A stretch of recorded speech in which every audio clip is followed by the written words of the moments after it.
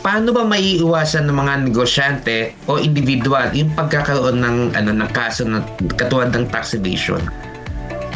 Yun nga po yung sinabi ko rin kanina, no? So, yung proseso kasi sa lifestyle check, dapat natin alamin yun kung paano natin maiiwasan. Kasi, alam nyo yung taxpayer, siguro hindi aware yung ibang mga taxpayer o yung mga taxpayer in general. May mga iniiwan kasi tayong earmarks, no? Earmarks. So, ang term ng BIR dyan, earmarks.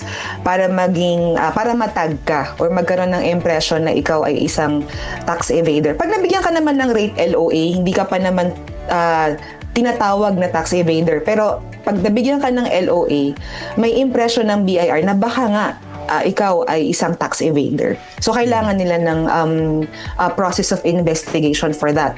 So, ang isa sa mga earmarks dyan, yung sobrang lavish yung spending, tapos hindi equal sa nire-report nilang returns. So that's one of the red flags. Kung para maiwasan, syempre, kailangan encourage natin na always live in good faith, di ba?